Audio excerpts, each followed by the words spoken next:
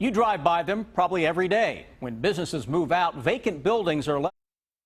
You may be wondering when something new will finally move in. Our WKYT Investigates team went on a tour of some empty commercial properties here in Lexington. Miranda Combs has the story.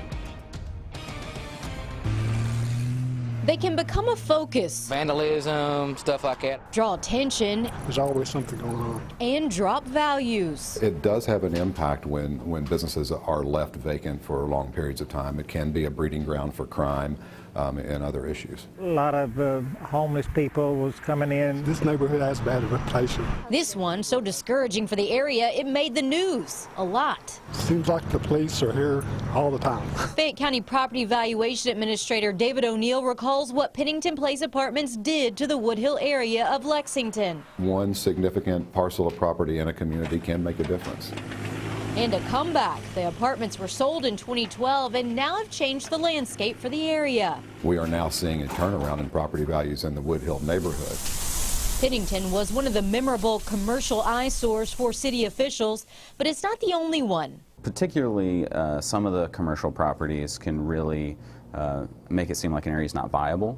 That being said, it's not illegal to have a vacant property. Jonathan Hollinger keeps an eye on vacant properties in Lexington. Vacancy is correlated, if you look at a lot of the studies out there, to lots of negative things for a neighborhood. And the bigger the vacancy, the more negative the view. We asked Hollinger for a list of some commercial properties sitting silent. The most recent and the most unique, the former Coba Casino on Richmond Road.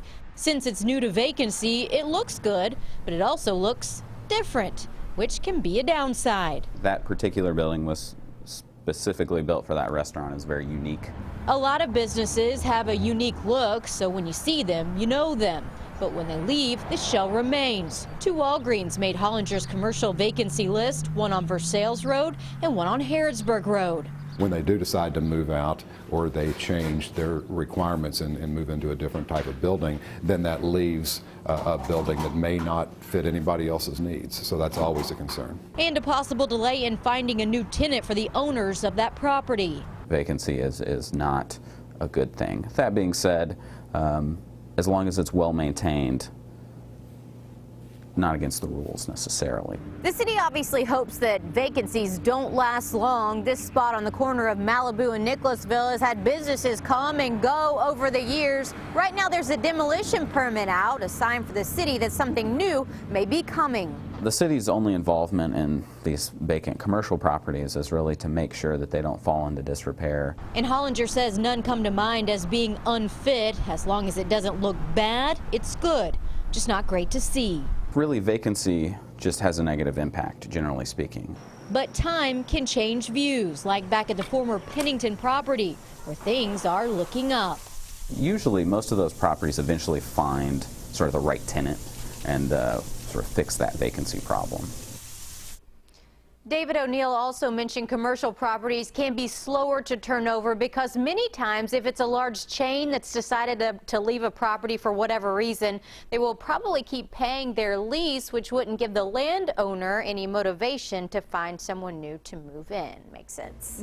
And then there are some properties that are cursed. Well, you keep seeing them over and over, new businesses coming and coming. I'm sure we all pass them all the time. But Hollinger says they do eventually find a home themselves as well, just maybe not in our lifetime, right? Okay. Brenda, thank you. It is